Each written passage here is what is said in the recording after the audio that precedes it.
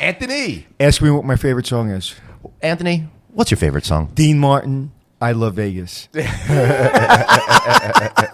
where are we? We are in Las Vegas, but not just anywhere in Las Vegas. We are broadcasting today from the incredible Sky Suites at Aria. And I'll tell you, this room is too good for me, Anthony. It is too good for you. It is too good. Matter of fact, I don't even want to talk to you. Who's our guest today? Oh, hold on one second, Anthony. We're going to get to our guest in just 1 second, but just let me say that this room is absolutely incredible, and I'm having a wonderful time, and I don't stay in 5-star hotels very often, but it's so much fun to really be able to see it and experience it and get involved in a different level of service and experience that I'm not accustomed to. Well, I did a Instagram video yesterday, and I don't know if you saw it. Right. I'm looking at my special guest. And where else can you take an ice-cold shower, followed by a shower with 130-degree temperature, followed by going into a bathroom with a Japanese toilet? All right, totally. Let me tell you, this is a great time to introduce Shannon McCallum, VP Hotel Operations at Aria Resort and Casino and Vdara Hotel and Spa. And Shannon, he's right about the toilet. My butt has never felt so cozy warm before. Welcome. Isn't that great? That's a great start, isn't it? I'm just hoping that the hot and the cold water was on purpose, not by accident. Oh, no, it was beautiful. It's like my my trainer always tells me, he's like, cold showers, cold showers, cold showers. And I was like, so I took a cold shower. Right. Actually, I took a steam, 130 degrees, and then I immediately turned on the cold. So I kind of like, I don't know if that counts. That I turned on an ice cold shower, but right after it was 130 degrees. But anyway, it's great to be here. Oh, it's wonderful to have you. Well, how did we first meet? Do you remember? Gosh, it was years ago. We participated in the 5-Star Secrets here at Aria, and what a wonderful experience that was. And for the one person out there who doesn't know what that is, that's a TV show that Anthony starred in. Yeah, 2 seasons, 5-Star Secrets. We went around the world, and we picked the best hotels in the world. And Aria was one of our first hotels, and they said, come on in. And the staff was amazing. That's what I remember the most. The staff was amazing. And but although we had a great experience and I met amazing people, they arrested me. Oh, my goodness. What did you do, Anthony? I didn't do anything. I may have stolen the luggage cart. Right. It was on camera. So there's cameras, obviously, in casino hotels, right? You want to tell a story? Go ahead. No, you go ahead. No, you tell go. it much better than I just want to know what it's like to go into that room in the back that doesn't have any cameras. Well, you go in, and there's two sets of cameras, 2 rooms. One for all the casinos, and then one for the hotel operations, right? So they wouldn't let me see the casino. Yeah, of course. They let us look at all the other cameras. So I said, in my Brooklyn attitude, you can't catch me. I'm Italian from Brooklyn, right? He goes, go. So I ran, and apparently they got me, but I first commandeered a golf cart, ran through the back of the house, like the garages, ran up an elevator, went behind a planter, and in about 3.2 seconds, a gentleman tapped me on the shoulder and goes, come with me, sir. Right. So then when I saw the rough cut of the show, I saw what they did. And what they did in the control room was there was a gentleman that said, all right, camera 3, camera 7, camera 23, camera 12. They didn't miss a beat. They literally got me like in 2 seconds. There's not a place. And then I saw myself on camera look behind a tree, looking like a complete moron. Well, best directorial effort since the Super Bowl, it sounds like. So I promise that you and I won't talk too much. We're going to let her do all the That's talking. why I'm glad that we have now done all the talking for 3 minutes and 47 seconds. Shannon, thank you so much for being here. We are so excited to have you on the show today. How cool is it to be VP of Hotel Operations at one of the coolest hotels in the entire world? Well, I feel very fortunate to be here at Aria and Vdara in Las Vegas, and it all happened by accident. By accident? What do you mean by accident? Well, I never planned to live in Las Vegas, and I grew up in Canada, and I fell into hotels by accident. Is that back when you worked at the Lake Okanagan Resort? Oh my gosh, you've done your investigation. He can read LinkedIn. I know. No, come on, let's make this mysterious, like it's the 1970s, and I actually had to do real research. Well, and it is true. I grew up down the road from a luxury property, and I started as an attendant in a restaurant, server assistant. And I think my mom was just trying to keep me out of trouble on the weekends and in the summertime. And who knew what it was going to become? Right. You see, guys, this is why I tell all of you all the time on here and on the other shows that we do that this is an amazing, incredible career path. You accidentally fell into something snap forward a few years later, and you're here in all of its incredible splendor. What was the moment that it took a grip of you? When I was 16, we hosted the Commonwealth of Nations at that property in Canada. And Margaret Thatcher was there, the Sultan of Brunei, Rajiv Gandhi, Brian Mulroney was the Prime Minister of Canada. There was a Mountie playing the piano in the restaurant.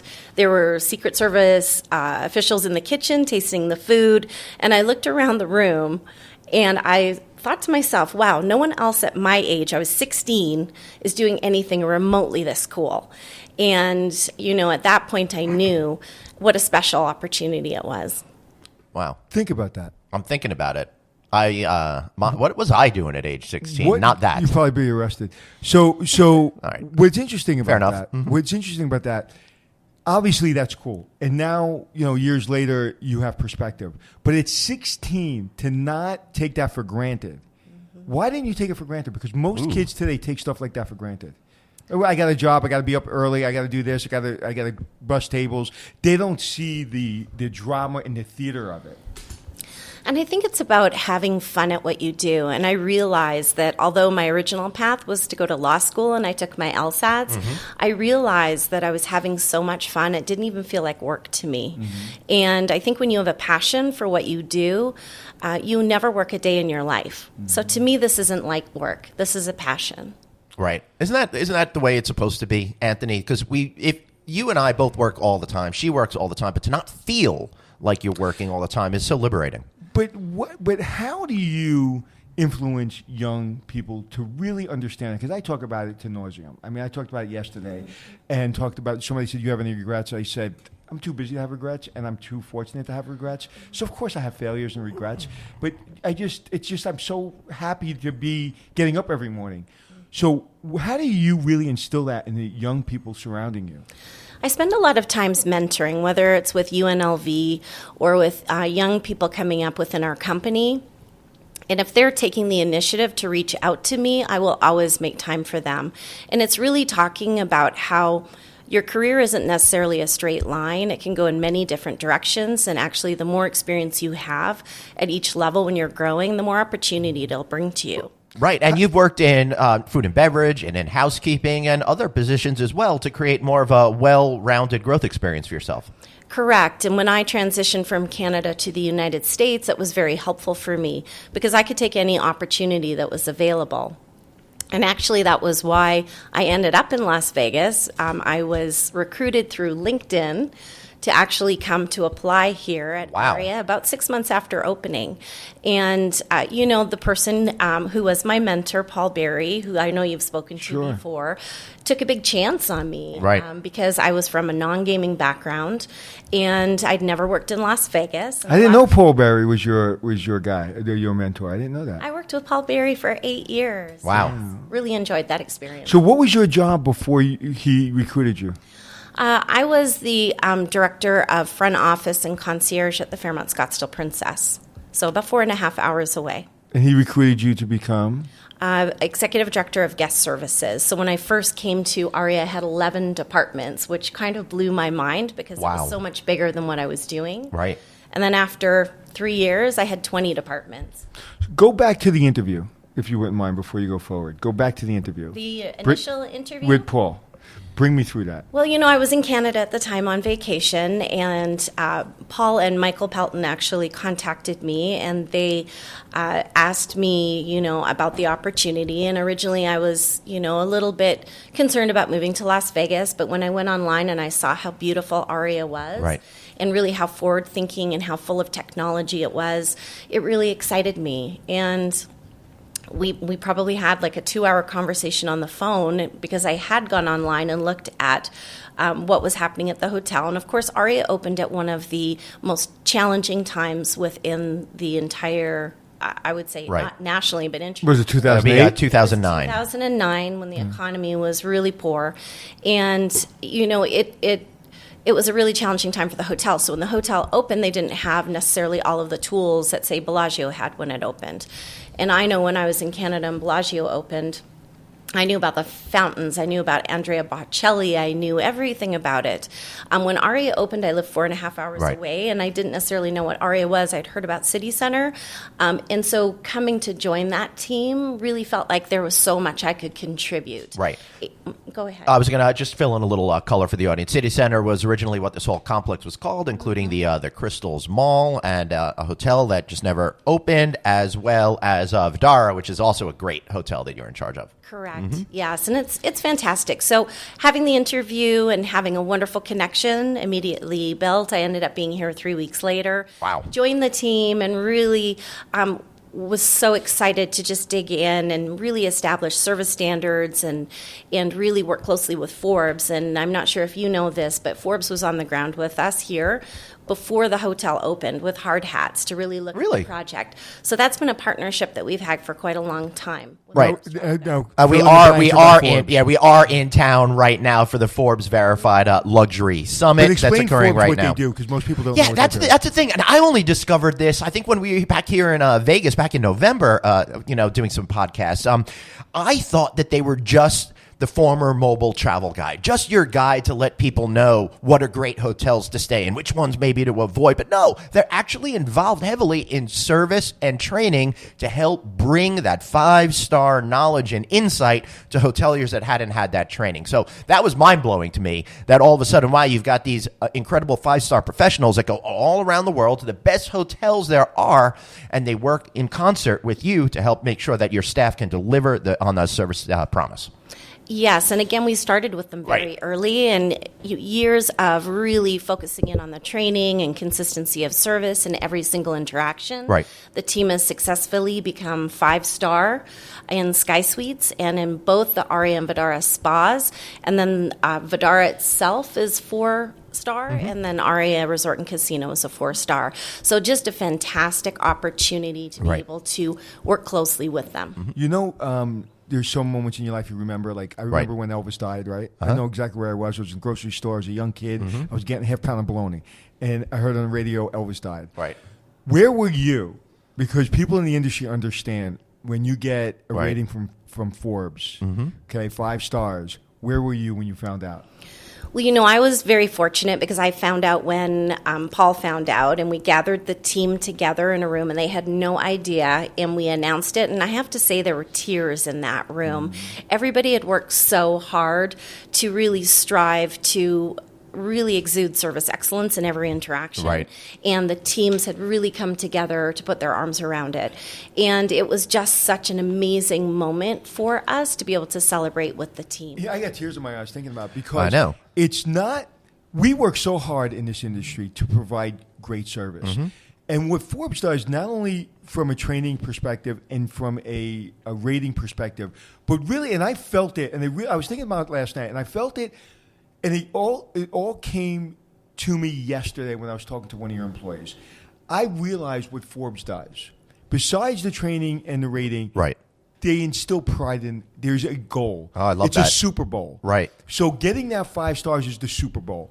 And there's a goal. There's a shiny ball at the end that says, if we work really hard, if we take care of each other, if we dedicate ourselves, there is a prize. And the prize at the end really isn't just the rating. It's the pride that you get in saying we are one of the best in the world.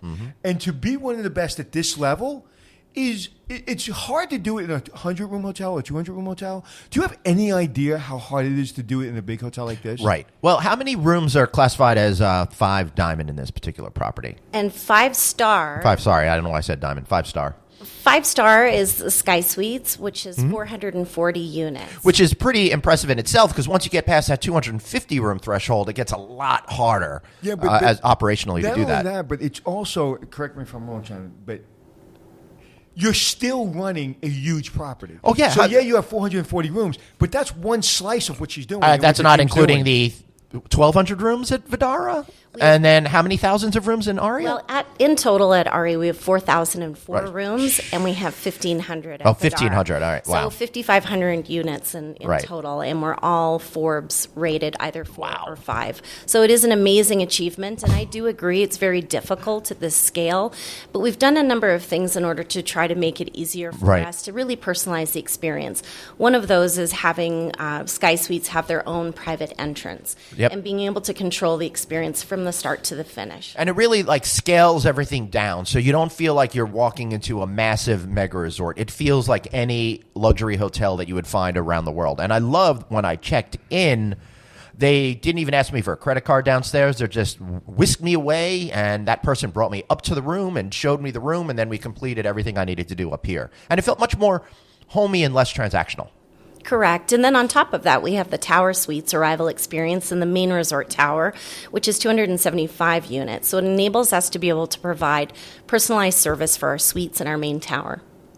Well, the room that Yeah. I did on 5-Star Secrets, which room was that? What was the name of the room? It was the one with the pool table and the bar, and it was like 37 million feet ceilings. That was one of our Aria Sky Villas, which are located right at the top of our Aria Sky Suites tower. And those are beautiful units that run anywhere from 2,450 square feet, over 7,000 square feet in total. Yeah, And- I don't play enough baccarat to see And that. I did something accidentally on purpose. Oh yeah, I want to think hear we've about talked that? about this before. Yeah. They were wonderful. The butler was pouring me a very, very rare whiskey. And I get to do all the cool things. And my crew, they watch me do all the cool things. Lucky so them. When he gave me the shot, I drank it. And when he turned around, I poured a couple more shots. And I drank it. And he looked at me like I just killed his entire family. And he was like, "What did you just do?" I go, I was I not supposed to do that? And you were there, right? I think it was you. It was one of the executives looked at me and said, "It's okay." I was like, "Oh, thank you very much." But I was like, I hope he didn't get in trouble. Yeah, right? So I accidentally did it on purpose. Oops. But anyway, so I want to tell you a story yesterday. And it's on tape. And we talked about it yesterday on my Instagram. And you'll see it in one of my videos that'll come out soon. I was walking with my crew, the people you see here, and we were doing a little video in the hallway, and we were about to talk about security and housekeeping and, just kind of about the room. And there was a young lady with a really big, beautiful smile on her face. And I know exactly, you're going to know exactly who it is. And her name is Smith. All right? She's the manager of housekeeping or supervisor of housekeeping. Okay. And I said, "What do you like working about here?" I said, You know Shannon?" She goes, "Of course I know Shannon." She's like, "Isn't she a great executive?" She goes, "She's a great executive, but we have a lot of great executives. We have a lot of great team. It's not about one person." And she went on about literally tears in her eyes. Me and her fell in love. I hugged her. I kissed her. And I said to her, and I knew the answer to her question. That's why I asked her the question, but I knew what the answer was going to be. I said, "Tell me what it feels like when you wake up in the morning and when you know you have to go to work." She goes, "The first thing is I thank God that I woke up. Second, I thank God that I work in a great place. And third, I thank God that I work with great people." I always people talk about culture. I hate the word culture. I hate it because culture, what we're doing is we have standards and we're going to talk about culture. You don't talk about culture. You are culture.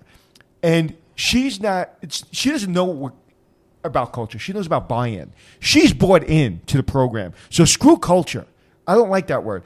I talk about buy-in. I looked at her eyes yesterday, and that woman was bought in. And if somebody ever said anything bad about you or the hotel, that person's going to have a long day because she loves this hotel more than the people that own the hotel. It's incredible how much passion and buy-in she has for the guests. She's so appreciative of everything that you do and your team does together to really bring this to the next level. Well, you can't do what we do here on this scale without having everyone working together. And she's right. It's not about one person. It's about the team. It's about everybody moving in the same direction for the same purpose. And we're a family. And a lot of the people that are here at the property have been here since opening, and they really believe in what we do. That's she's been incredible. here since opening. That's incredible. 10 years in one job in hospitality is astounding to me. Well, I agree with what you're saying, that they believe in what you do. Right. However, what I think is more important, they believe in who they do it with. Okay, so there's a lot of goals out there. There's a lot of people, whether winning a Super Bowl or trying to be 5 stars or trying to get promoted, or whatever it is. There's a lot of goals out there, a lot of things that people want to do. But if they don't have the team that they believe in, those goals don't get achieved. So yes, you're doing something incredible, but she, from literally every ounce of every fiber in her body, is so proud to be on this team. Like, you couldn't recruit her away from this hotel. I don't care how much money you offer her. She had that kind of pride.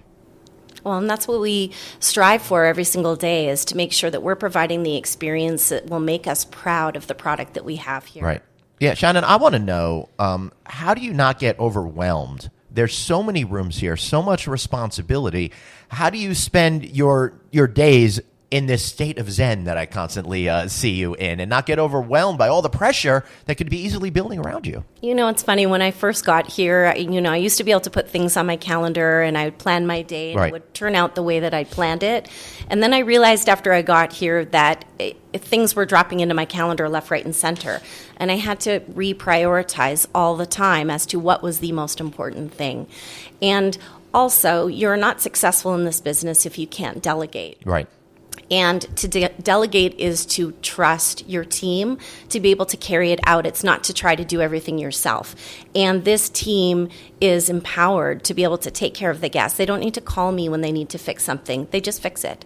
And this is a human business. There's going to be human errors, but it's about how you take care of things when they come up. And this team has no questions as to whether they will be supported with their decisions, because they absolutely will at all times. And I think that's the most important thing, especially in luxury. Right. A little birdie was telling me yesterday, Yeah. and I'm looking at that little birdie right now, about in luxury, the number one thing that they need is they need the tools to fix the problem. Right. And I always talk about, it's not the problem, it's how you resolve the problem that people remember. So that was a great question. So I have 2 questions for you. Let's start with the first one. The first one is, coming up in this industry, it is a difficult industry. And as Glenn said so beautifully, you are always in the state of zen. And that's so impressive to me, because it calms me down. And yesterday you sent someone that I had on the show, Don, who's the driver who won the prize. We give out a $5,000 prize at the end of our 5-Star Secret Show to the person that I feel best represents the property. And Don, who was my driver, won that prize. And you made it happen that he picked me up at the airport yesterday. And me and Don fell in love, and we both cried, and we were hugging and kissed the whole time we were in the limo. And you made that happen. You have a million things happening, but you made that happen. How do you talk to a young executive, male or female? And we all know there's a lot of male executives and there's not enough females. How do you talk to, whether it be male or female, how do you navigate your career? Like, what's the one thing that was your drumbeat to get to the level that you because you're very humble, but you got a big-ass job. Yeah. Well, I think you have to be really focused on yourself. And some people get very distracted about what other people are doing and how other people get promoted, and they get caught up in the drama. You really have to stay focused on what your plan is and operate in excellence every single day. And it's not what you say about yourself. It's about what other people say about you and the job that you do, which is important. And that is something that I share with young people. Because sometimes you find young people are really quick to say, I did this, I did that, and they're not really giving the credit where it's due. Right. Because it's a team that actually gets everything done. And I think that's very helpful, because when you focus on what you're doing and you deliver excellence, people will notice that, and you're doing it for the right reason. But sometimes I think younger folks are concerned that that's not going to happen. How do you teach them the patience that maybe it'll take a little bit of time to get where they want to be, but if they're good, they'll get there? You know, I do a lot of sharing of stories, and whether that's my story or my director of housekeeping story or director of Sky Suite story or director of telecommunications, each person has their own story, and they all talk about patience and what it took to get to that place. I do agree some young executives will come to me and they're just out of university and they say, I want to have your job in 5 years. Right. And I'm like, well, I've been in the business for about 35 years, so you might need to be patient and you might need to take the steps in order to be able to achieve that, because you want to have all the tools. And I can't sit here and download everything in my head that I've learned over the 35 years for you to be able to do that in 3 years. Right. But if you get your experience in many different roles, it will put you in place to continue your growth. Right. You've seen things. You've done things. You've built a level of confidence to know that at this level, whatever comes your way, you can handle it. So what do you do then in order to get those younger people to get to your level? Not in 3 years, over the 30 plus years, but you need to give them some more tools over and over and over again to help them build their portfolio of skills. A lot of times I do goal setting with young professionals. I'll say, what do you want to achieve in the next 6 months? Right. And if they're in a brand new role, I'll say it's too early in 6 months to be looking at another job, because we really want to be able to see how you do in 1 year or a year and a half before you're looking to move on. 18 months is the That's standard. typically, Right. you don't really start to be functioning at 100% until after 1 year. That's my own personal opinion. So do that. And then in 6 months, put a goal in your calendar that reminds you to think about it again. Because a lot of times people get caught up in the day-to-day, Right. and they forget to focus on their goals. And those are important to have. Can't agree more. So I'm going to ask you a question. You know, one of my favorite things to talk about is personal branding. And I think that you do an amazing job in working for an incredible brand, but never losing your brand. And your brand is talking about hospitality. We talked about it before on LinkedIn and everywhere, whether it be young people, whether it be donating your time, whether it be doing our podcast to get your story out. So you do an amazing job of not only representing your company, but representing yourself. And those are two separate brands. And I think that's really, really important for people to see. So how do you do that? Right. You're also the biggest cheerleader for Las Vegas based on your 100%. LinkedIn feed too. 100%. Well, you know, it's all about education for me. And in my role, in order for me to be able to, you know, really bring up my colleagues and to be able to educate them and myself and about what's going on in the city and our industry, I do a lot of research. And then I share that research not only on LinkedIn Right. and public forums, but I also send the information out to my team by email. Because my thought is, if they can use that information when they're interacting with the guest will be able to see that we're well informed and that we understand what's going on in our city, and that it's important for us to understand new trends in the market, because we are a modern luxury hotel. Mm-hmm. We need to continue to be forward thinking in order to stay modern luxury. And Right. when we opened this property, we had the most technology in Las Vegas. We had tablet technology when people didn't even have smartphones. That's right. Yeah, but you have tablet technology that works. Yeah. This is the first hotel I've been in. Matter of fact, I did it this morning from my bed. I literally, on my Instagram, I just pushed a button and my shades open and I went from complete darkness to light. Right. Like, it works. Like, I don't use tablets. I don't like tablets in my room. I don't. Yours is so easy, and it's right in your face, and it's right there. So but what I like also is I don't have to use the tablet. I can do the same thing on a wall that has a very well-described sign that says this is what this button does. So, yeah, it's one thing to have technology, but you don't have technology for technology's sake. You have technology that works. And we're always putting a lot of thought into the technology as well, because as you know, technology changes so quickly. The tablet that you're using is version 3 in the last 10 years. So technology has a lifespan. So we have to be looking 2 and 3 years ahead to say, what is the future? And different technology that gets put onto the TV can affect what we do in the rest of the room, because we don't want to overcomplicate the experience as well. We want it to be simple and a support. Right. We always joke around that nobody wants an instruction manual to know how to utilize their room. But what I do love is when you walk into the room debuts for you. All the curtains open up, the lights turn on, and it creates this extra layer of excitement that engages the customer and the property, I think. And it says, "Hello, Glenn." Yes, it does. Welcome. It did. No, it doesn't. No, it did. It said, it's on my TV. It said, "Hello, Glenn." And my name was spelled right, which was amazing. That's very important. That's very important.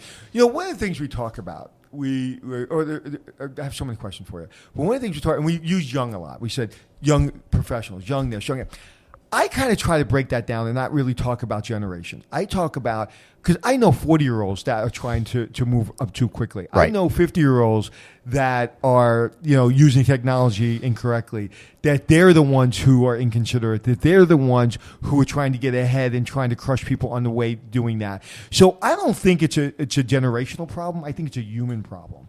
And I think whether you're 20, because I've met some really mature 20-year-olds that will run circles around some 40 and 50-year-olds I know. Right. Okay.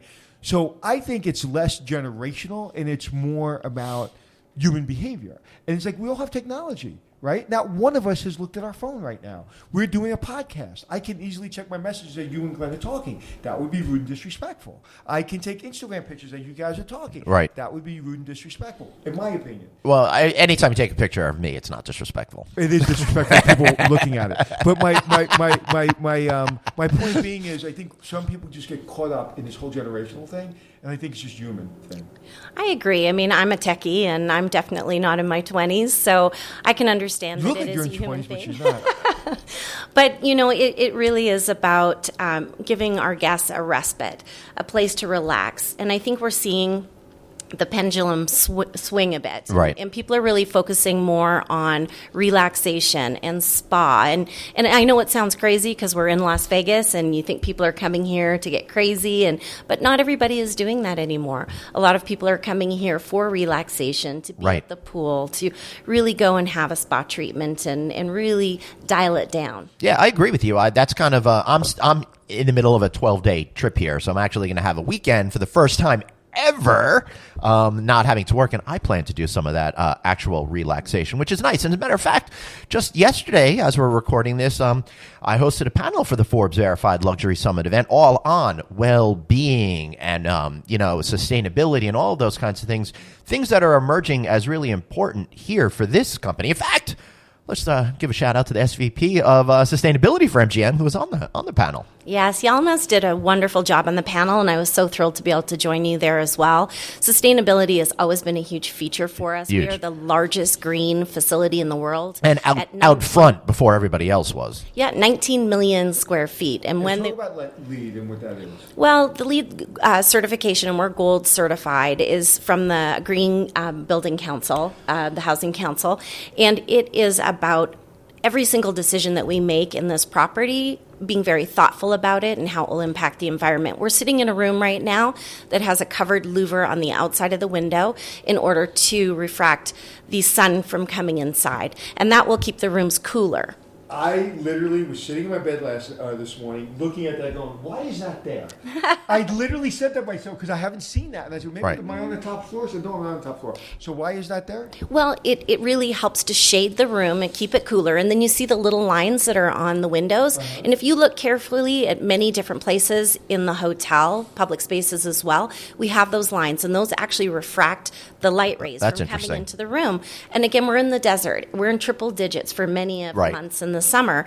Those small things help us to be able to keep the there's much older hotels within your portfolio. One in particular, the rooms get really hot. And it's great to see that there was a foresight to put this in. And for you guys trying to get a visualization of what that is, think about the back window on your car. We have all those little lines that go across in order to, they're defrosters for your car, but think of them as much thicker and with a different purpose. And that way you get a good visualization there. And isn't it fascinating in being in your position and being in the hospitality industry? Think about how much you have learned, right? Think about when you're an executive working for a major company, but you're an entrepreneur. You have to know everything. So isn't it fascinating how much you learn in a day? Every day is a learning day because every day is different. And like I said, there's no set schedule because my schedule can go sideways. But it's always something that you're growing every single day. And I think in this business, we say working in hospitality is like going to school and getting paid for it. Mm-hmm. Because you could be a butcher, you can be a baker, you can be a tailor, especially in these large cities. We've got over 10,000 people that work here at City Center between Aria and Vdara. And that is, we can accomplish anything here on property because we have all the tools that we need in order to take care of our guests. But it also gives opportunities for people to grow. So if they start in one role, say at the front desk, they can go into conventions, or they can go into food and beverage, or they can take any path that they want for their career. When people say to me, my daughter said to me, she says, hey, babe, you should really think about going to the hospitality business. I think you'd be good at it. She goes, there's no money in the hospitality business. And I just said, can you just kind of look around? I think we're doing okay. It's like, what are you talking about? You can go from a front desk agent to being president of MGM Resorts simply by just working your butt off. And so tell me a job that exists in your portfolio that no one would ever think is a job. Ooh, good one. Gosh, that's a really difficult one. I would say probably like at the dolphin habitat. At Right. Shark Reef at Mandalay Bay. We have the coolest jobs that people do, and you don't even know that it's a thing. That aquarium is so awesome over there, by the way, at Mandalay. Amazing. It really is. Really enjoy it. I got to get over there again. Yeah. What's your superpower? Oh. My superpower is that I love dealing with people, and not just our external guests, but our internal guests. And my superpower is remembering names. And I can walk down the hallway in the back of house and say, hi, Maria, hi, Joseph. And there's people walking with me who are like, everybody's name. That's great. But I think it's because I came from smaller hotels where I did know everybody's name.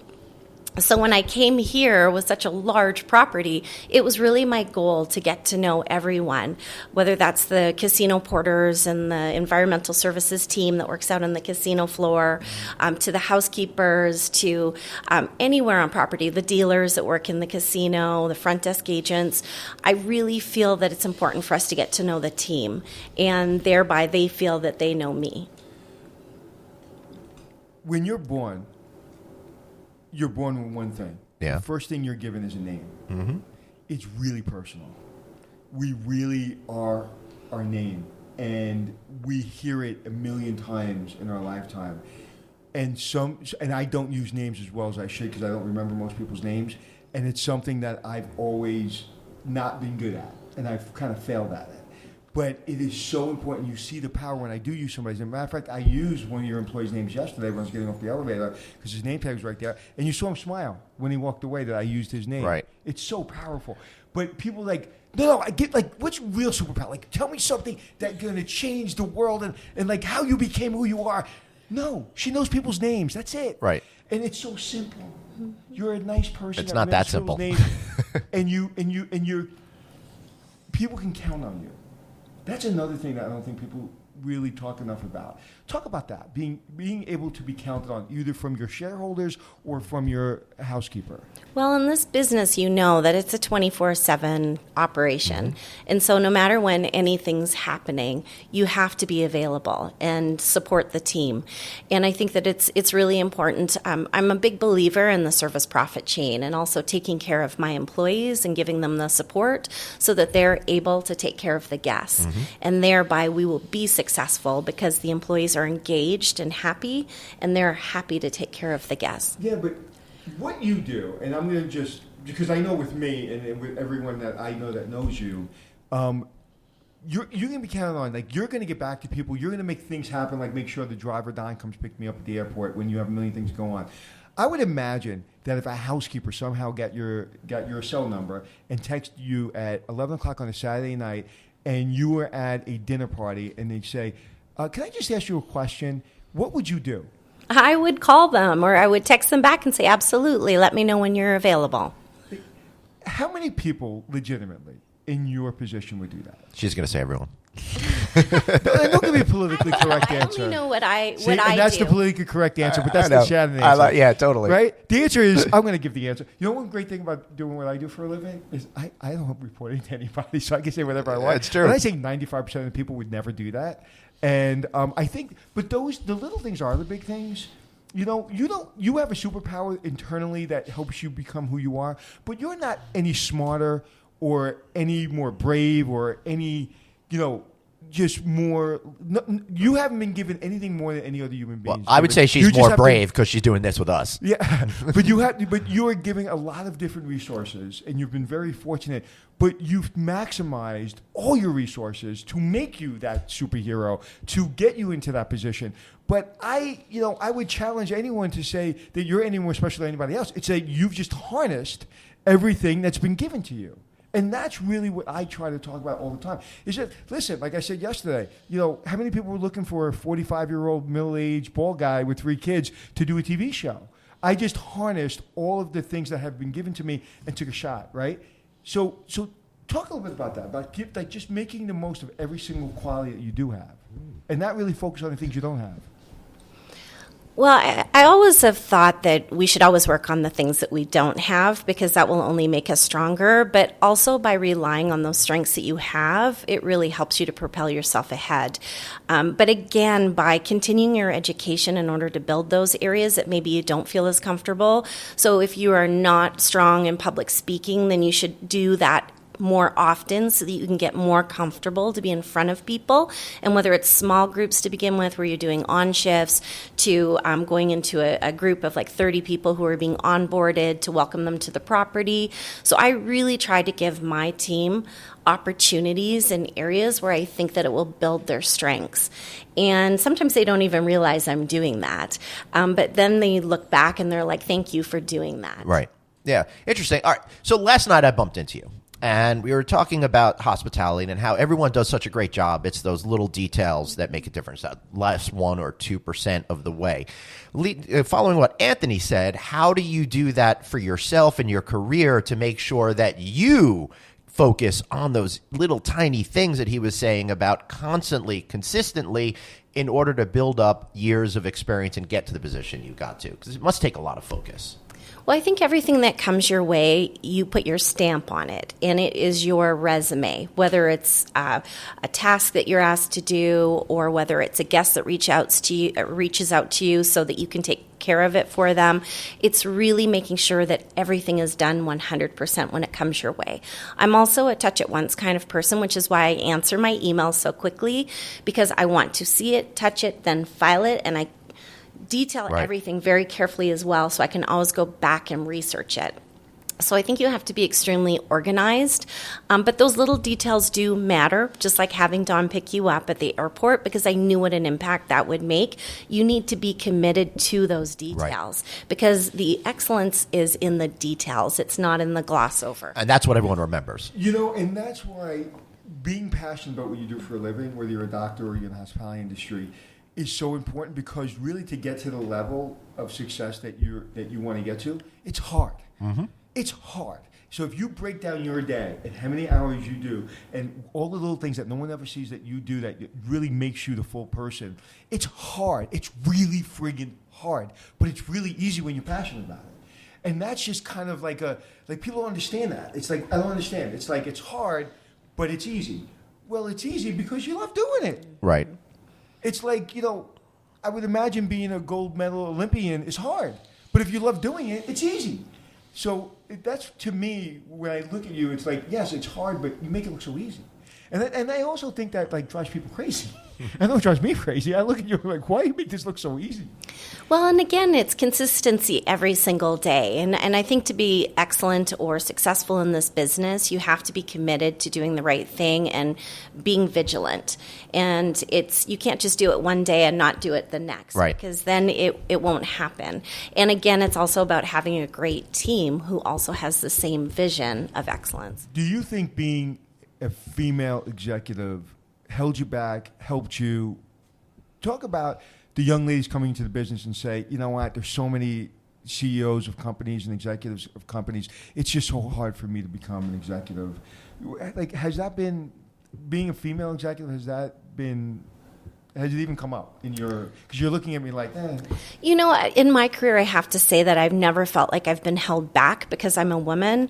I think that you've got a seat at the table. You need to use it and have a voice. And I've had great people in my past that said, I haven't hired you to agree with everything that I say, but to have your own opinion. Because it's important to have multiple opinions about topics so that we can come to the right conclusion. But how do you tell a young person, male or female, that they really mean it, or be careful of that guy because he says it but he doesn't mean it? You've been in that room. We've all been in that room. Like, yeah, give me your opinion, and then you walk out and you're like, oh, I shouldn't have done that. I may have just hurt myself. You always have situations like that where you encounter people that maybe don't want your opinion or they don't want the full understanding from your perspective. But I think that it's still important that you try, because if you have that information and you don't share it, something could go sideways. Right. What did you do when you didn't get a job you thought you deserved? How did you handle it? You know, early in my career, when I lived in Canada, I did apply for a job and I didn't get it. And I remember them telling me because, wow, for someone your age, you really know what you want to do. And I'm like, what are you talking about? You've got 2 other people in that role that are younger than me. So I think that it's not about being a woman. It also could be someone looking at you and thinking that you're young or too ambitious. I think that you can't take it personally, and that's what I tell the young people if they don't get a job. It's not about you. It's about the pool of people who have applied for that job, and you don't know their qualifications, and you can't stop trying. It doesn't mean that you should apply for 100 jobs at the same time because that's not going to be looked at well. But continue to push and continue to be excellent in the job that you're doing because that is your resume, that is your integrity, that is your legacy, and you need to continue to do it, to do it well. What was something that you failed at, whether it be a meeting, preparation for something, and what did you learn from that?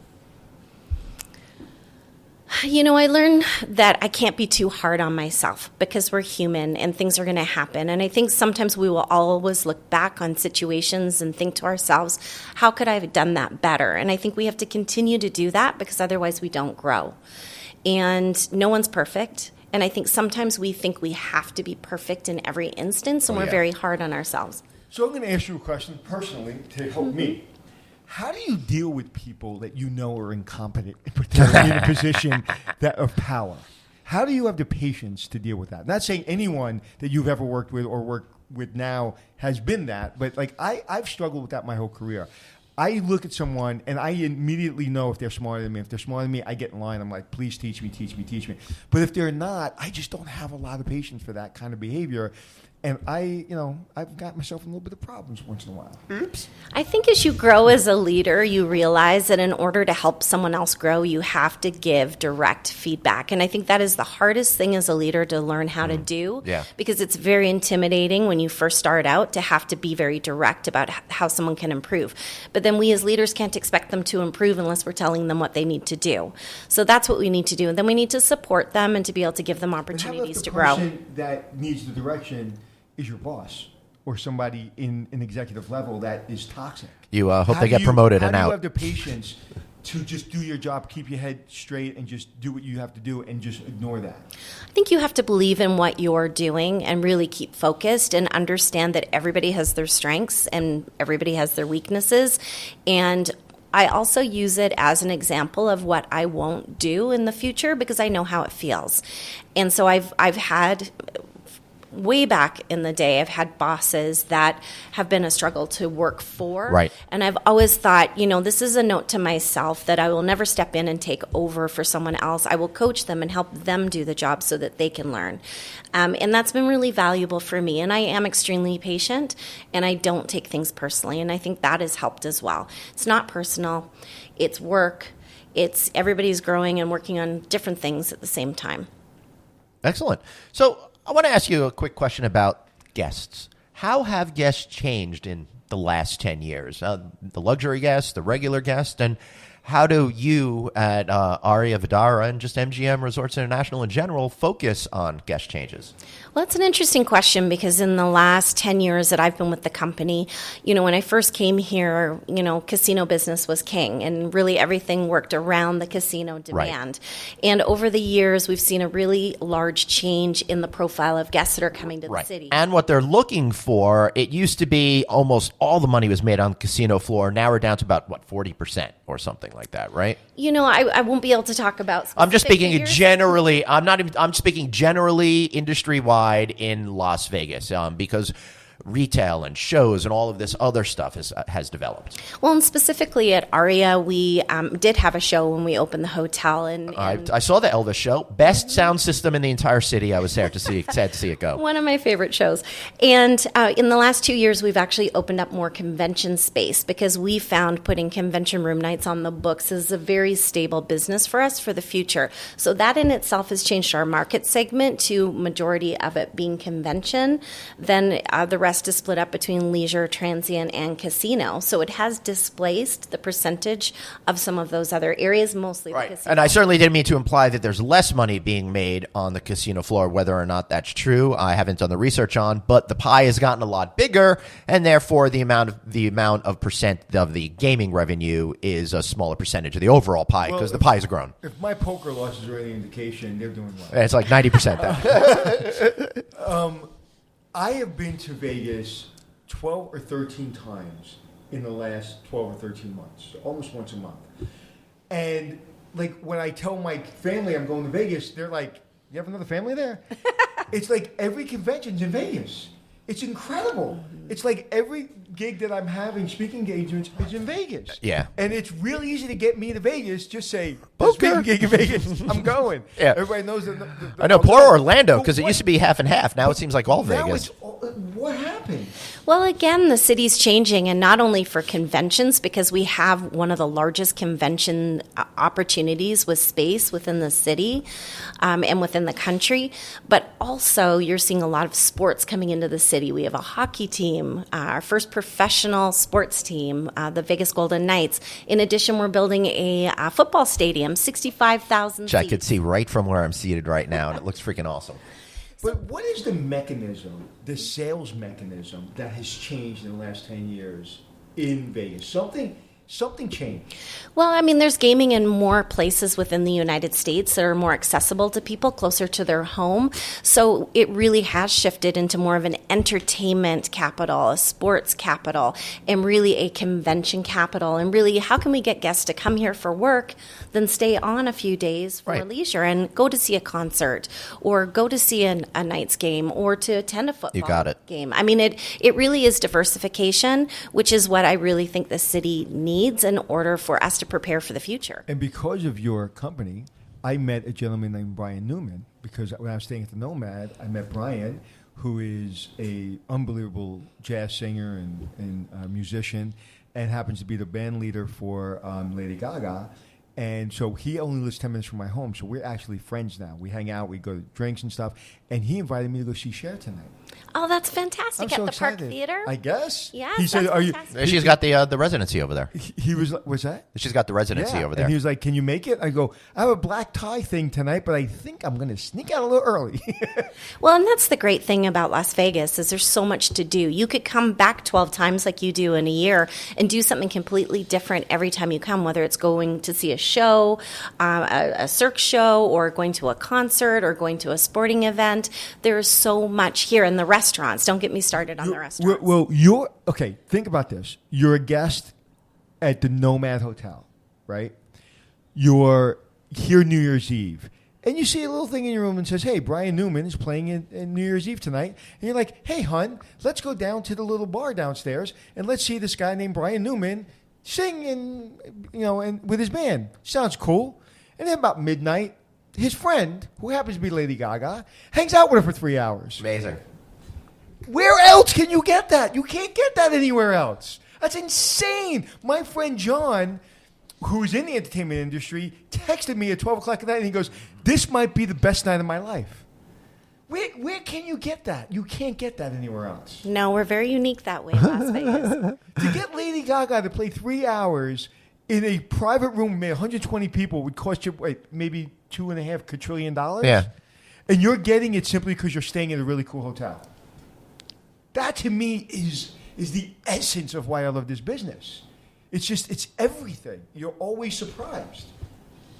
Absolutely. And I think that's what keeps bringing people back to Las Vegas and back to our properties here in Las Vegas, because there are such unique experiences that are available at just the push of a button.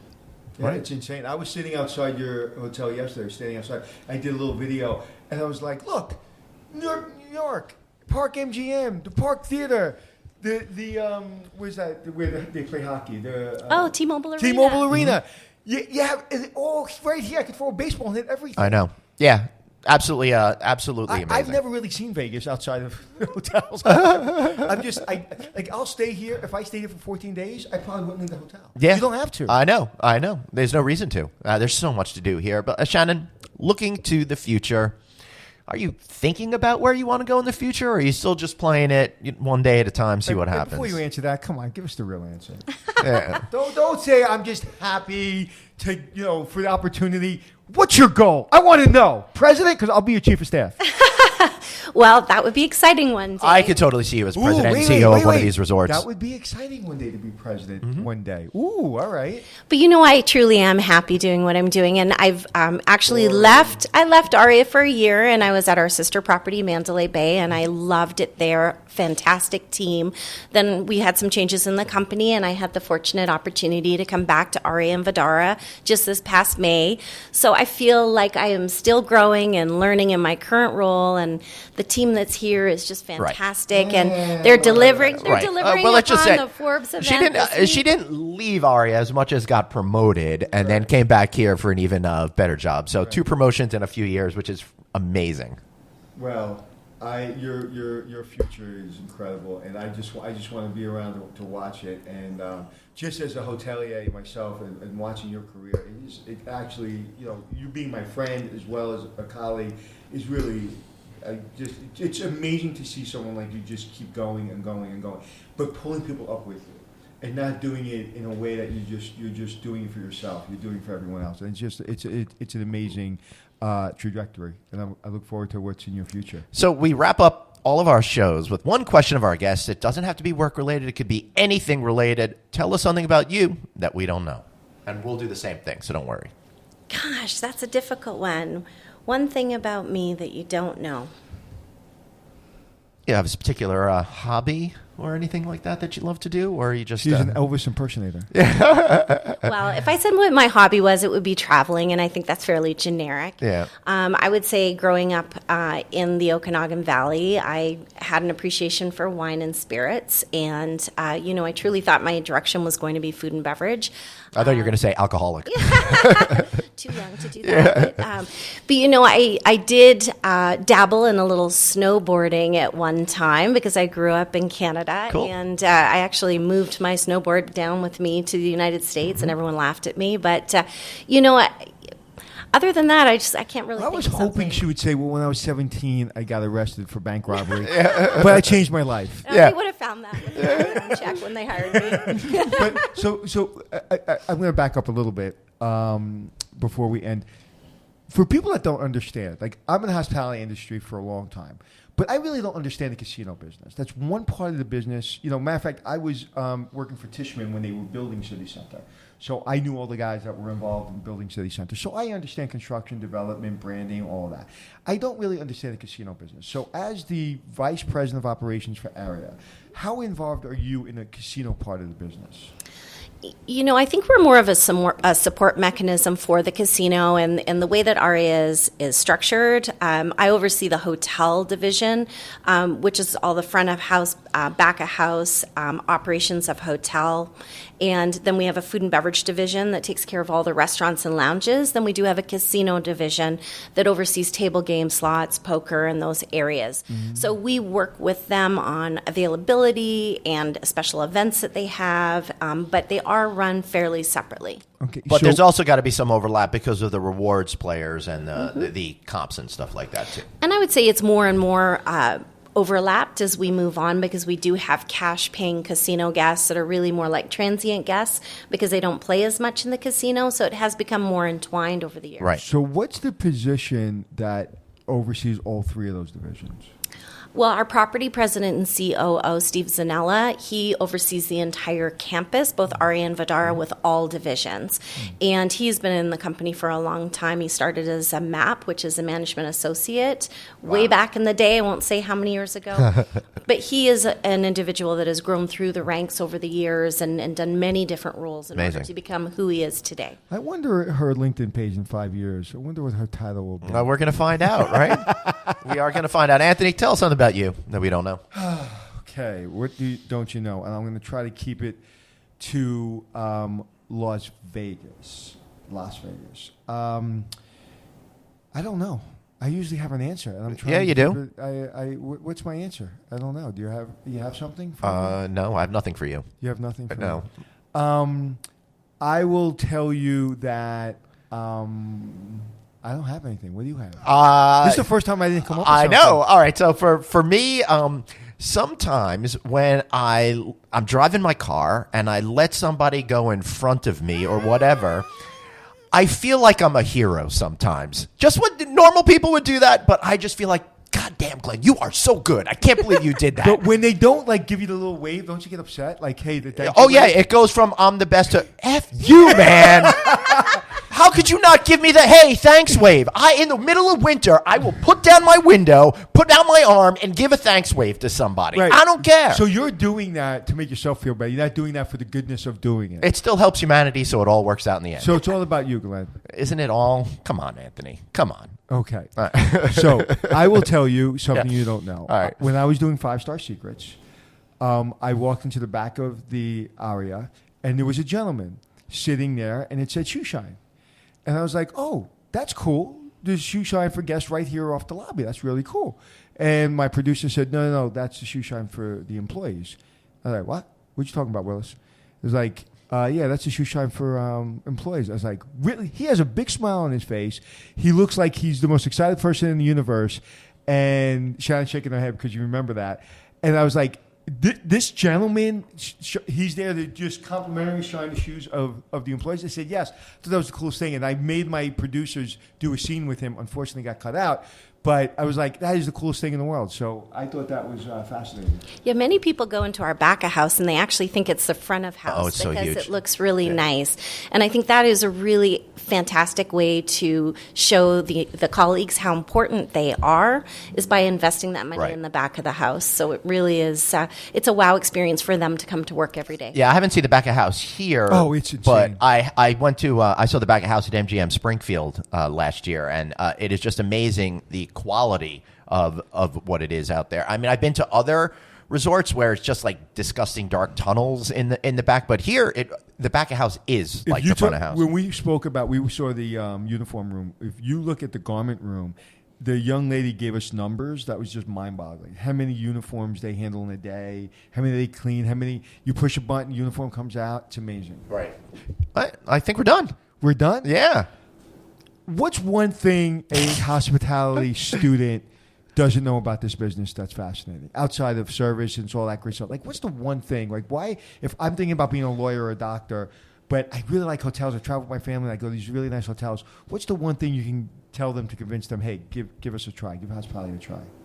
I just think that you get so many unique experiences every single day. Every day is different. It's such a variety of different guests that come and stay with us, different challenges that they have to solve, and just the ultimate enjoyment of helping people, not only our guests who are coming here to have the most amazing experience that they can have, but also helping our colleagues grow and have careers. Right. And there's nothing more rewarding than that. Excellent. One more question, Glenn. Oh, God. Sorry, bro. No, it's all right. I mean, I know it's just too good. I know you got to go. But one more question. In this industry, you're not really allowed to go gaga over celebrities or people of What about influence. Lady Gaga? Yeah, you can go. Give me the one person you met in the industry that really was like, oh, God, I can't believe I met that person. Anthony Melchiorri. Besides me. Well, like I was saying earlier, probably Margaret Thatcher stands out from my in my past. Right. But I have to say, meeting Sanjay Gupta was really amazing as well. After seeing him on CNN, and I have immense respect for what he does and the information he shares about health and wellness. That is so fascinating. I watch him all the time, and I am so fascinated about how he goes about his job and stays non-political and just gives you the facts. And he's somebody I never realized was kind of like a hero of mine. But when you said, that's amazing. Of all the people you met, Sanjay Gupta, that's amazing. Awesome. But when you're really good at your job and you're really consistent and you just you do something so well, I guess people appreciate that. Great. Well, Shannon, thank you so much for being here. This interview for all of you out there has been a year in the making, and I'm so excited that we finally got it to happen. The only reason she came is because she wanted to see me. So, Anthony, how can we find you guys? Oh, he's not in the mood. We need to go.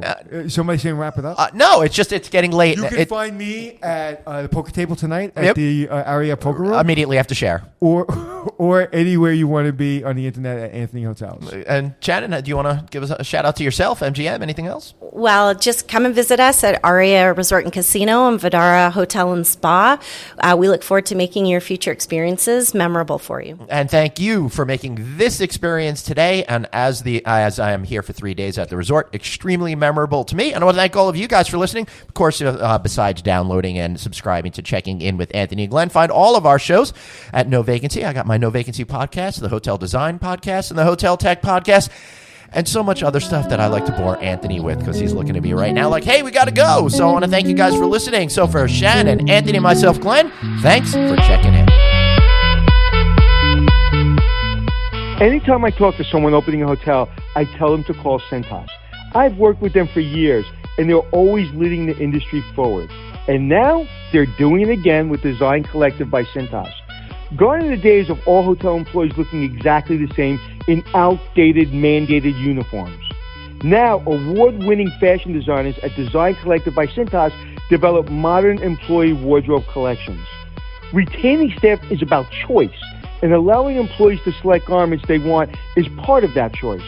Employees love expressing their authentic selves, and now they can do it through apparel while their apparel stays on brand. A well-dressed team member is happier and more likely to deliver exceptional service while enhancing the overall hotel or casino experience. There is no other wardrobe collection like Design Collective. Their experience in design, along with their ability to actually implement the program, makes them the only company I'll call when it comes to employee apparel, period. Call them at 1-800-864-3676 or online at cintas.com/Design Collective.